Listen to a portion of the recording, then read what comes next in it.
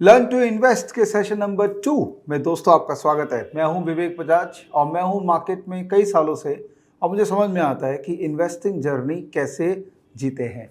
दोस्तों मैं सिखा रहा हूं आप सबको इन्वेस्टिंग एक अलग तरीके से, अलग अंदाज में और अलग अलग कॉन्सेप्ट्स को लेके। तो आशा कर रहा हूं ये आपको एफर्ट मेरा पसंद आ रहा हो और आप मेरे चैनल के साथ पहली बार जुड़े हैं तो मैं काफ़ी मेहनत कर रहा हूं कि आपको सही एजुकेशन दे पाऊं।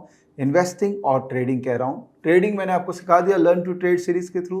अब मैं इन्वेस्टिंग की जर्नी में आपको लेके जा रहा हूँ, आपको भी और अनुपूर्णा जी को भी। Hello Annapurna. Good morning, sir. Good morning. How are you? All good, sir. How was your first video? So quite interesting. So I learned a lot about जैसे आपने बताया कि what exactly is an asset. तो इतने दिन तक मुझे लग रहा था मेरी गाड़ी एक asset है, but now I know it's not. It's more of a consumption. Plus about the inflation that we talked, that every individual has a different rate of inflation. So quite interesting, sir. So मेरे हर video में आपको कुछ ना कुछ interesting मिलेगा because मैं सब दिल से बात करता हूँ। ये जो इन्फ्लेशन वाला टॉपिक हमने छेड़ा ना, ये एक्चुअली बहुत ही यूनिक कॉन्सेप्ट था और lot of people commented on this कि सर ये हमने सोचा ही नहीं था कभी। मुझे लगा कि आज है ना हम लोग सिर्फ इन्फ्लेशन पे बात करते हैं। और ये जो कॉन्सेप्ट है पर्सनलाइज इन्फ्लेशन, कि आपके लिए आपका क्या इन्फ्लेशन है और आपको अपने आप को कैसे तैयार करना है आपके इन्फ्लेशन के लिए, ये चर्चा आज करेंगे हम लोग। It's going to be very interesting video, so please pay attention to this presentation. और दोस्तों प्रेजेंटेशन तो मैं सबके साथ शेयर करता हूँ, तो अगर आपको डाउनलोड करना है तो कर लीजिएगा, उसके बाद क्या करना वो आपके ऊपर है, ठीक है। तो so learn to invest, know way to start and how to start. हम लोग वैसे कुछ वीडियोस में Annapurna we are going to touch on these very critical pointers of investing. Okay.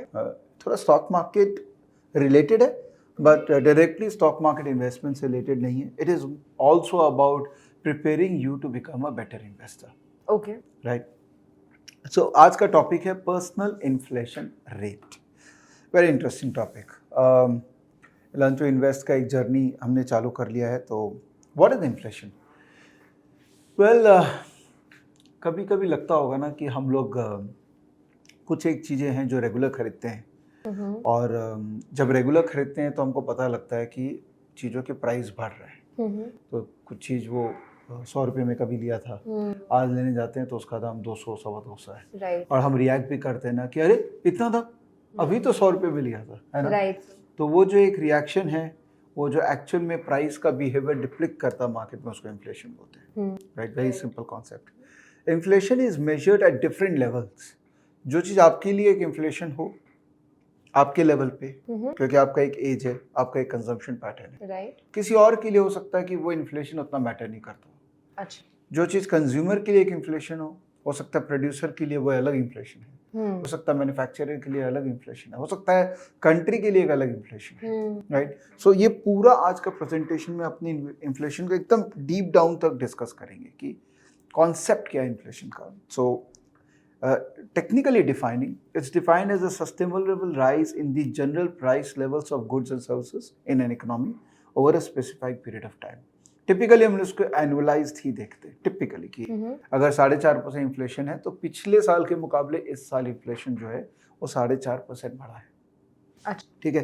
It is also a reflection of the loss of the purchasing power per unit of money, which means that the same amount of money will fetch you lesser value of goods and services. तो हमारे घर में बड़े बुजुर्ग बोलते हैं ना कि पैसे की कीमत कम होती जा रही है। वो बेचारी चवन्नी, have you seen Chavanni? Yes. हाँ, अभी मैंने लेटेस्ट में वो 1 रुपये का कॉइन देखा। इन लोगों ने क्या किया, वो चवन्नी तो डिसकंटिन्यू कर दी और उसकी जगह 1 रुपये का कॉइन कर दिया। मुझे इतना दुख हुआ चवन्नी के लिए, बेचारी चली गई और 1 रुपया अब चवन्नी बन गया। कुछ साल बाद वो 10 रुपया जो है वो चवन्नी बन जाएगा। तो what does this mean? This means that the value of money is going down. And what is the chief contributor of that value degradation? Inflation. Right? So I have a question. Why is inflation required in the economy? What a beautiful question you have asked. Why is inflation required? Inflation is very important. In fact, imagine a scenario when there is deflation. मतलब prices कम हो रही है. Right. So you will always have propensity to postpone your consumption. अगर मैं आपको ये बोल दूं कि लैपटॉप का दाम 3 दिन बाद घटने वाला है तो आप क्या करोगे? 3 दिन बाद खरीदेंगे ना. Of course. तो if everyone starts postponing their consumption, then how will the economy run?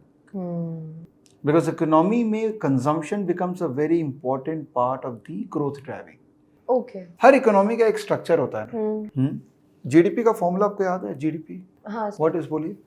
Sir जो घर का इनकम होता है, जितने भी इंडियन सिटीजन्स हैं उनका इनकम प्लस Yes. बाहर का जो इनकम आ रहा है Yes. दैट प्लस जो इंडस्ट्रियल इनकम है ओके. दैट उसको plus government the spending. Government spending More or less, you are absolutely correct. तो consumption becomes such an important part because वही पूरे चक्री को घुमाता है जीडीपी के. हम कंजम्पशन बंद कर देंगे तो इकोनॉमी मूव करना बंद कर देगी. Right. तो इन्फ्लेशन इसलिए इम्पोर्टेंट है बिकॉज इकोनॉमी को ग्रो करना है. और जितनी ज़्यादा यंग इकोनॉमी है उतना ज़्यादा इन्फ्लेशन होना चाहिए. Okay. Because young is like a 4-year-old kid with a new teeth. तो उसको तो खाना है, नया नया चीज़ ट्राई करना है. So India is the youngest, if I'm not wrong, India is the youngest economy right now. So obviously inflation is good for us, right? It's a very good question you have asked. तो आप देखो developed economies के अंदर में inflation बहुत controlled में रहते हैं, तो इसलिए वहाँ अपॉर्चुनिटीज भी कंट्रोल्ड में. ओके. क्योंकि अगर इन्फ्लेशन ही नहीं होगा तो प्राइसेस बढ़ेंगे ही नहीं, तो propensity to work hard to consume at a higher price will go down. I would not want to earn more कि जो Absolutely. Okay. You need to get incentivized to earn more, to work harder. और अगर inflation ही नहीं होगा तो वो incentive कम हो जाता है. कितने तरह के इन्फ्लेशन है? Demand pull inflation, cost push inflation and build in inflation. ये तीनों को डिस्कस करते हैं. Demand pull inflation is self explanatory कि अगर डिमांड जनरेट होता है इसके कारण इन्फ्लेशन होता है. जैसे अभी दुनिया भर में ब्याज दर कम है, इंडिया में भी इंटरेस्ट रेट स्लो है. राइट. तो जब इंटरेस्ट रेट स्लो होता है तो propensity to borrow goes up. Right. तो propensity to borrow goes up, इसका मतलब पैसे जब अवेलेबल है, लिक्विडिटी अवेलेबल है, तो डिमांड ज़्यादा होगी. तो इसलिए देखो हाउसिंग की डिमांड ज़्यादा है, गाड़ियों की डिमांड ज़्यादा है. क्यों? क्योंकि पैसे अवेलेबल है. तो वो इन्फ्लेशन को पुश करेगा. तो demand pull inflation is caused as an increase in aggregate demand in the economy. Demand increases while rate of production remain constant, creating a demand supply gap. Law of demand. Right. अगर supply constant है, demand बढ़ रहा है तो दाम बढ़ जाएगा. Cost push inflation का मतलब हो गया कि सडनली कुछ ऐसा हुआ जिसके कारण चीज़ों के दाम बढ़ गए. हो सकता है कि से रॉ मटेरियल का दाम बढ़ गया, क्रूड ऑयल का दाम बढ़ गया, तो कॉस्ट पुश इन्फ्लेशन आ जाएगा. बेस मेटल्स का दाम बढ़ गया, कॉपर का, मेटल का. क्यों बढ़ गया? हो सकता है लॉजिस्टिक रीजन से बढ़े. जैसे दुनिया भर में अभी क्या हो रहा है कि लॉजिस्टिक्स एक्सपेंसिव हो गए, शिपिंग रेट्स बहुत बढ़ गए, तो उसके कारण भी मेटल्स वगैरह के दाम बढ़ गए.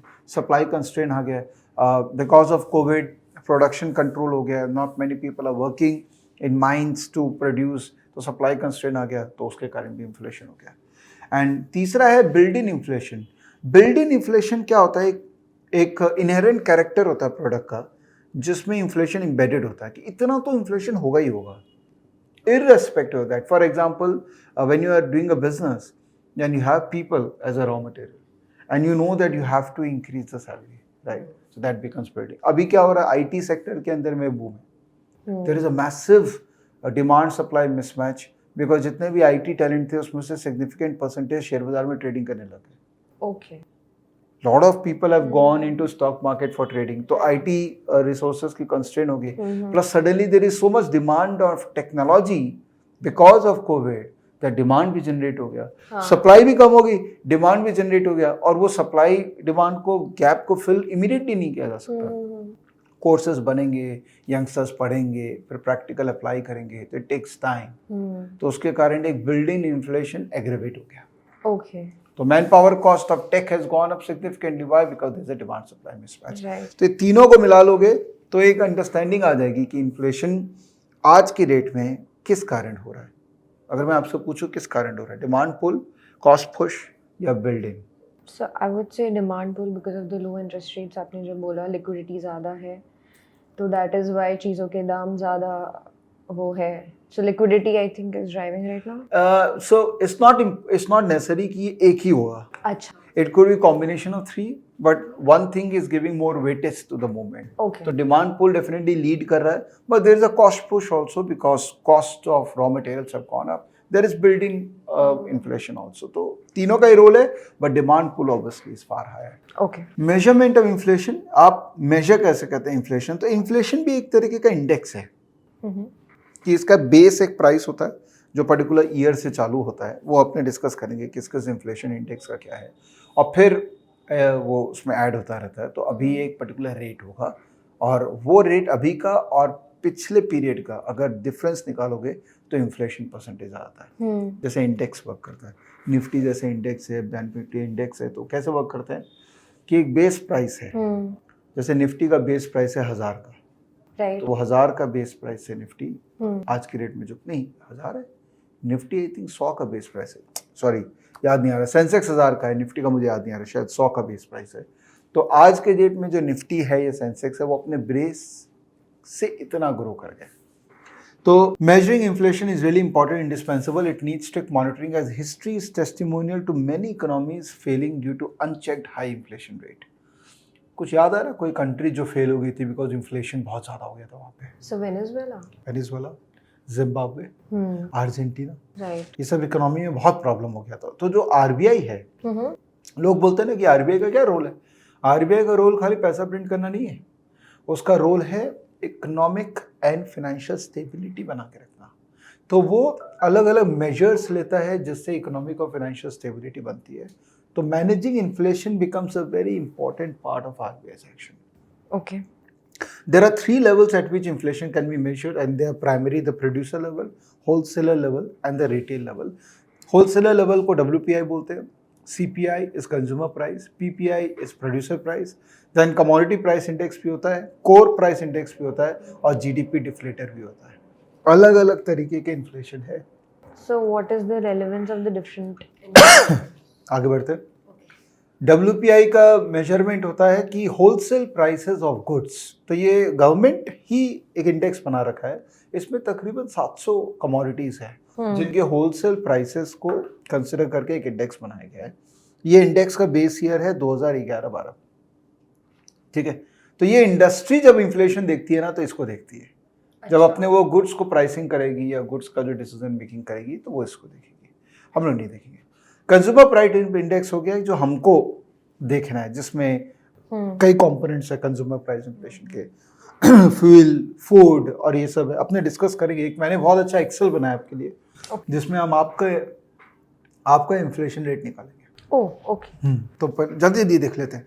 रिटेल इन्फ्लेशन क्या रहता है? CPI for industrial workers, CPI for agriculture labours, CPI for rural labourers, CPI for urban non manual employees. Okay तो देखिए CPI भी हर कैटेगरी ऑफ लेबर के लिए अलग अलग है। तो मैंने जो कॉन्सेप्ट आपको बताया था ना, इन्फ्लेशन इज फॉर एवरीवन, यहीं से वो ड्राइव हो रहा concept. Producer price index India के अंदर में नहीं देखते हम लोग, but this is basically from N input and output perspective, दोनों को मिला के एक इंडेक्स बनाया जाता है। ये यूएस के अंदर में बहुत प्रोमिनेंटली वो लोग देखते हैं। इंडिया में अभी हम लोग उस लेवल पे मेच्योर नहीं हुए कि हम प्रोड्यूसर लेवल पे देखें, हम होलसेल लेवल पे ही इंडेक्स को मेजर करते हैं। Commodity price index is self explanatory, multiple commodities को लेके वेटेजेस देके इंडेक्स बनाया गया है। Core price index is basically, अगर आप फ्यूल को हटा दो, एनर्जी को हटा दो, तो बाकी जो रिटेल इंडेक्स है वो कोर प्राइस इंडेक्स में आता है, which is basically the core of any activity. Okay और GDP डिफ्लेटर हो गया कि GDP पॉइंट ऑफ व्यू से ये सारे इन्फ्लेशन को कंसिडर करके अगर GDP के अंदर में इन्फ्लेशन का इम्पैक्ट आ रहा है तो वो कैलकुलेट किया जाता है। तो जनरली इंडिया के अंदर में हम लोग CPI पे फोकस करते हैं। इसका सारा डिटेल्स ना अगर आपको और स्टडी करना है तो इंटरनेट पे और डिटेल्स में मिल जाएगा। Plus there is a very good website called tradingeconomics.com, वहाँ आप जाओ, वहाँ सर्च करो इंडिया। जब आप इंडिया सर्च करोगे तो क्लिक करो तो ये एक मेनू खुल जाएगा, ठीक है। यहाँ पर जब आप प्राइस में जाओगे ना तो ये देखो अलग अलग कैटेगरी ऑफ इन्फ्लेशन है। तो अगर आपको और समझने का इंटरेस्ट है तो आप देख सकते हो कि एग्जैक्टली इंडिया के अंदर में इन्फ्लेशन कैसे प्लान आउट हो रहा है। जैसे GDP डिफ्लेटर है, क्लिक करोगे तो ग्राफ से समझ में आ जाएगा कि कैसे इंडिया का GDP डिफ्लेट करता है because of the price. Okay तो सर जब हम लोग बोलते हैं कि इन्फ्लेशन अभी 5.5% या 6% है, so that's the CPI that we are saying. देखो मीडिया में जो बात होती है वो कभी कभी WPI भी वो लोग बोल देते हैं, अच्छा कभी CPI बोल देते हैं, बट हम लोग जो चर्चा करेंगे उसमें CPI का ही जो चर्चा होगा, ठीक है। आगे बढ़े। Yes. Personal cost of inflation. अब देखो, मैंने इन्फ्लेशन का बेस बिल्ड कर दिया. आपने मुझे पूछा ना कि सर अब इन्फ्लेशन तक क्यों पढ़ा रहे हैं, हाँ. और समझ में आया क्यों पढ़ा रहे हैं. क्योंकि इस बात पे आने के लिए उसके पहले मेरे को आपको उसका कैरेक्टर बताना पड़ेगा. इन्फ्लेशन होता क्या है. जनरल हमारा थॉट प्रोसेस में इन्फ्लेशन मतलब कैजुअली वर्ड यूज हो गया, बट इतने कंपोनेंट्स होते हैं इन्फ्लेशन के, वो समझना बहुत जरूरी था. तो personal cost of inflation. Okay. चलिए आपका निकालते हैं पर्सनल कॉस्ट ऑफ इन्फ्लेशन. हाँ, एक एक्सेल शीट मैंने बनाया है, पर्सनल इन्फ्लेशन रेट कैलकुलेटर. दोस्तों ये शेयर कर दूंगा आपके साथ में, बहुत इंटरेस्टिंग है, और आप इसको लेके डाउनलोड करके खेलिएगा इसके साथ में, इंटरेस्टिंग है. एक टिपिकल मिडिल क्लास उस तरह का फैमिली का अगर मैं बात करूं, तो एनुअल इनकम मैंने 8 लाख पकड़ा है. ओके. और मैं बोल रहा हूं कि 10% सेविंग करते हैं तो 80,000 रुपये सेविंग होती है. ठीक है, इसको थोड़ा जूम इन कर दूं. हाँ सर. मैं उस फैमिली की बात नहीं कर रहा हूं जो 8 लाख रुपए इनकम है और 10 लाख रुपए खर्चा करती है और 2 लाख का लोन लेती है. मैं उस फैमिली की बात कर रहा हूं जो पहले ही सोच लेती है कि मेरे को 10% सेव करना है और उसके बाद जो पैसा बचा वो खर्चा करना है. ओके. जो कि मोर ट्रेडिशनल स्ट्रॉन्गर फैमिलीज है, जो पहले सेविंग सोचती है उसके बाद खर्चा करती है. आजकल की नई जनरेशन फैमिलीज है, पहले खर्चा करती है फिर सेविंग होगा तो देखा जाएगा. Fortunately, we all belong to that family which still believes in savings. तो 10% सेविंग कर रहे हैं, 80,000 रुपये हमारा सेविंग हो रहा है, 7,20,000 रुपये खर्चा है. अब ये 7,20,000 रुपये खर्चा टिपिकली एक फैमिली ये सारे कैटेगरीज में करती है. ओके. खाने पीने में, इंटॉक्सिकेंट्स में, cloth, housing, fuel and lights, health, recreations, personal care, education, transportation and house hold goods and services. सबके अलग अलग हो सकते हैं. You can create your own. हो सकता है आप बोलेंगे कि सर मैं तो अभी पापा के साथ हूँ तो मेरा हाउसिंग का कुछ नहीं लगता है. राइट. तो कुछ और में लग रहा होगा, क्योंकि पैसा तो आप बचाएंगे नहीं, इससे ज़्यादा खर्चा तो आप करेंगे. राइट. तो कुछ और आपका एलोकेशन होगा, तो एक बार उस पर नहीं जाते हैं. तो let's consider this excel should be the excel for you. Okay. Current inflation है 4.48% which is a CPI. Okay. अब आप इस एक्सेल का मैजिक देखिए, ये मोरलेस ये फिगर भी आ जाएगा. कैसे? ये जो है इसको मैंने परसेंटेज टर्म्स में निकाल लिया. तो फूड एंड बेवरेज पे 25% खर्चा हो जाता है, हाउसिंग पे 42% खर्चा हो जाता है, and respectively. Current inflation rate, तो ये RBI की वेबसाइट से मैंने निकाला है. RBI बताती है कि किस कंपोनेंट के अंदर में कितना इन्फ्लेशन है. तो फूड एंड बेवरेज में 1.76% इन्फ्लेशन है. ओके. ओके. पान, टोबैको, इंटॉक्सिकेंट्स में 4.22 है, क्लोथिंग में 7.46 है, हाउसिंग में 3.5 है, फ्यूल एंड लाइट्स में 14% इन्फ्लेशन है. जो हम बोलते हैं ना तेल का दाम बढ़ रहा है, तो उसका इम्पैक्ट यहाँ पर आता है. हेल्थ में 7.5% है, रिक्रिएशन में 7% है, पर्सनल केयर एंड इफेक्ट्स जैसे शैम्पू और सब यूज करते हैं उसमें 2.5% है, एजुकेशन में 3.5%, ट्रांसपोर्टेशन कम्युनिकेशन क्योंकि ऑब्वियसली तेल का दाम बढ़ेगा तो वो भी एक्सपेंसिव होगा तो 10% है. ये आपको पता था ये सारा? नहीं सर. देखिए मैंने आपको इसलिए इन्फ्लेशन सिखाया ना कि हमको पता ही नहीं है. हमको तो एक रेट बोला जाता है कि इन्फ्लेशन 4.5% है. भैया 4.5% नहीं है, हर कंपोनेंट्स का अलग अलग इन्फ्लेशन है. तो ये RBI की वेबसाइट पे बहुत ढूंढ ढांड के मिला है, ऐसे ही इजीली मिलता नहीं है. तो मोरलेस मैंने आपको बता दिया किस कंपोनेंट के कितने इन्फ्लेशन चल रहा है.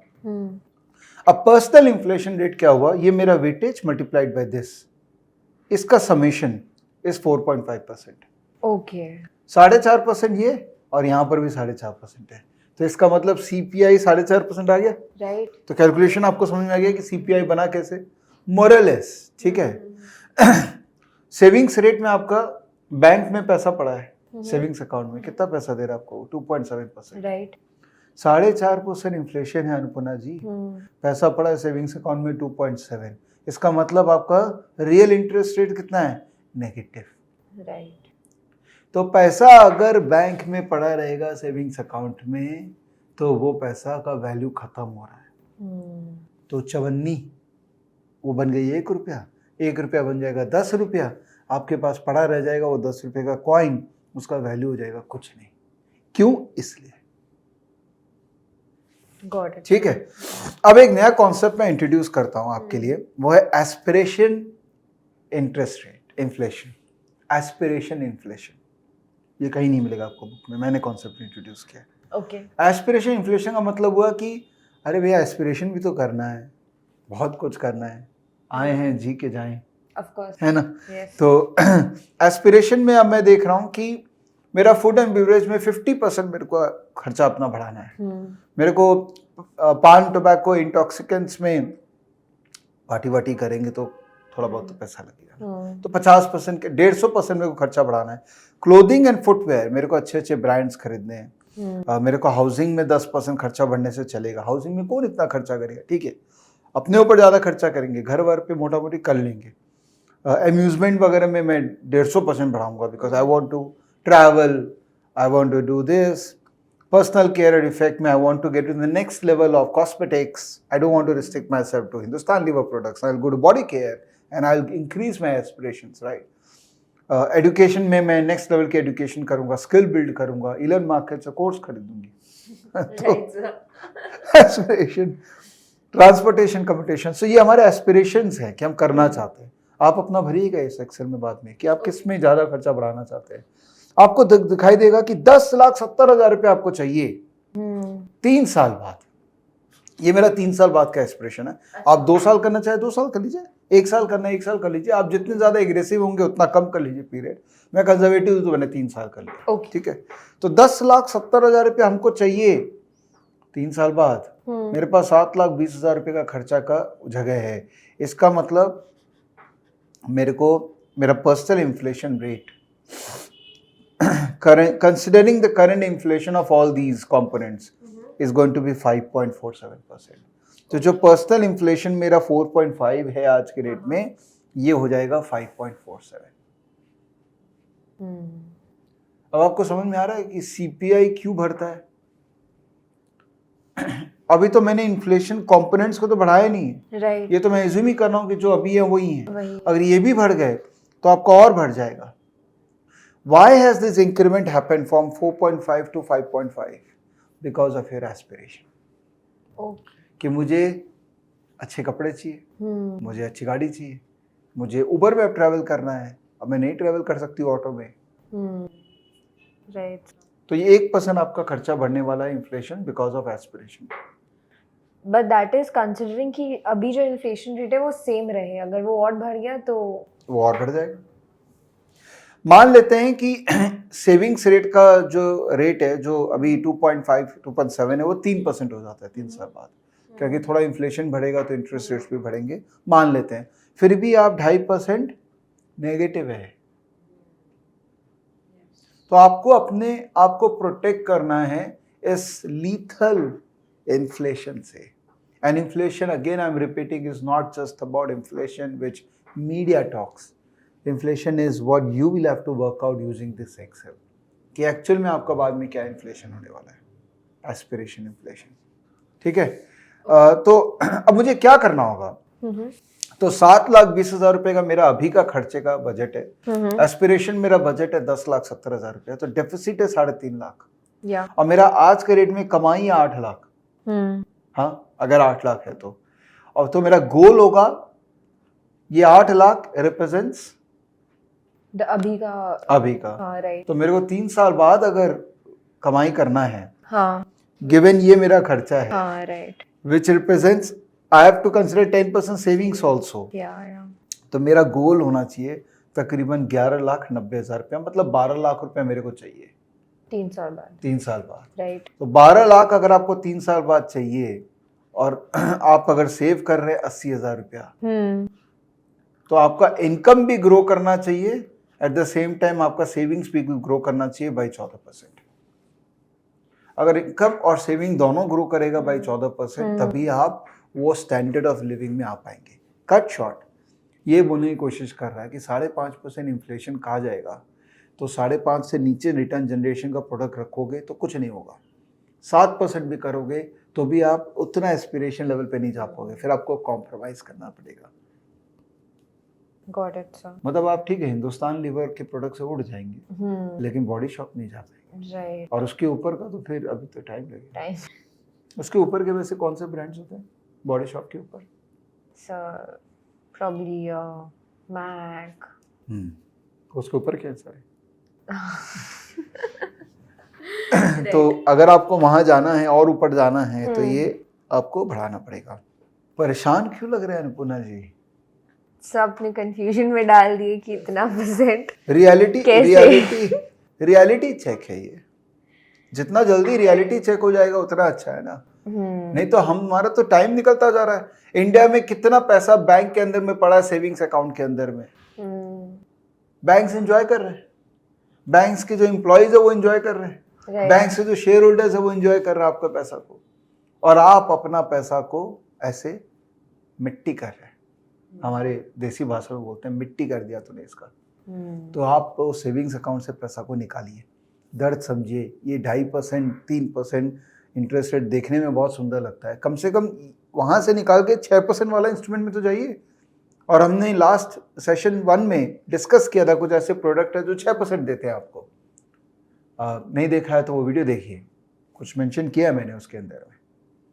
और अगर आपको एस्पिरेशन क्रिएट करना ऊपर वाला, तो ऊपर वाला रिटर्न का प्रोडक्ट में जाना पड़ेगा, विच इज इक्विटी। इक्विटी ही एक ऐसा एसेट है जो आपको 14, 15%, 16% रिटर्न दे सकता है। फिर आप बोलेंगे कि रिस्क भी तो है, तो रिस्क है तो रिस्क तो लेना ही है ना। जब तक रिस्क ले सकते हैं रिस्क लेना चाहिए, कैलकुलेटेड रिस्क लेना चाहिए। और इन्वेस्टिंग प्रोसेस एक कैलकुलेटेड रिस्क है। Mind the difference between trading and investing. We are talking about investing which can have a very structured calculated risk framework. Trading में भी होता है calculated risk reward ratio 1:2, stop loss. Right. Investing में stop loss नहीं होता है, but investing में आप पोर्टफोलियो एलोकेशंस के थ्रू अपना रिस्क को प्रॉपर्ली मैनेज कर सकते हैं। वो हम लोग सीखेंगे आने वाले कई वीडियोस में, इस पे सीखेंगे।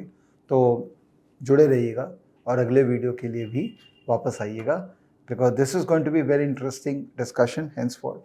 ये एक्सेल में शेयर करूंगा अनुपुना आपके साथ, लर्नर्स के साथ। आप प्लीज़ इस एक्सेल के साथ खेलिए। कुछ फीडबैक हो तो इस वीडियो के नीचे कमेंट में दीजिए, and try to prepare yourself for the next leg of inflation and aspiration.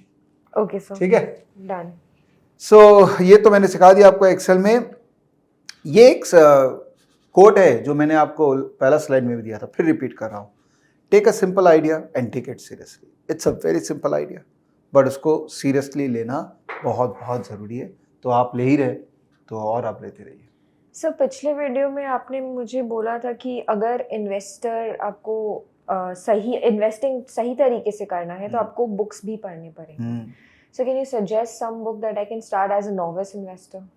elearnmarkets.com/school, वहाँ पर बुक समरीज है, 26 बुक समरी है। ओके, आप उसको ढील डालिए अंदर। ओके। और 26 बुक समरी इतने प्यारे बुक्स है कि एक बार आप उनके थ्रू एक बार वो कर लीजिए, फिर मैं आपसे बात करूंगा जब आप वो कर लेंगे। देखो, जो आपको चाहिए सीखने के लिए, जिस बुक पे आपका ज्ञान होना चाहिए, चाहे वो इन्वेस्टिंग है या ट्रेडिंग है, थोड़ा बहुत ट्रेडिंग का ज्ञान भी जरूरी है, बिकॉज प्राइस बिहेवियर से हमको थोड़ा एक कंफर्ट भी फील होता है। तो वो बुक्स आप एक काम कीजिए, इन्वेस्टिंग की बुक से चालू कर लीजिए, वहाँ दोनों कैटेगरी ऑफ बुक्स है, और फिर उसके बाद में कुछ ट्रेडिंग की बुक्स ऐड कर लीजिएगा। ओके सर, ठीक है, कूल, फैंटास्टिक। तो दोस्तों, आशा करता हूँ मजा आया होगा। मुझे तो बहुत मजा आता है रिकॉर्ड करने में, प्लस अनुपुना जी के क्वेश्चंस इतने रेलेवेंट होते हैं तो वो भी बहुत मजा आता है। देखिए, हर नॉलेज जो शेयर करता है उसके लिए सबसे इम्पोर्टेंट है कि उसके साथ में लोग जुड़े जो अच्छे क्वेश्चंस पूछें, बिकॉज आप जितना पूछेंगे उतना मैं होमवर्क करूँगा और मैं और अच्छा आंसर अच्छे तरीके से देने की कोशिश करूँगा। तो और आप एक तरीके से और जुड़ सकते हैं कि लोगों को और जोड़ सकते हैं। तो ये वीडियो को शेयर कीजिएगा, बहुत यूनिक कॉन्सेप्ट है। जितना आप शेयर करेंगे उतना लोग आपको दुहाई देंगे, कर्मा मिलेगा, मुझे भी मिलेगा। Thank you so much. See you next video. Again, a very important topic will be unveiled next video. It's going to be power of compounding. है बहुत सिंपल कॉन्सेप्ट, लेकिन मैं इस तरह से आपको बताने वाला हूँ कि your mind will open up, कि आपने कभी पावर ऑफ कंपाउंडिंग को उस तरह से नहीं सोचा होगा, सुना होगा, जैसा मैं बताने वाला हूँ। Thank you so much, bye bye, अपना ध्यान रखिएगा।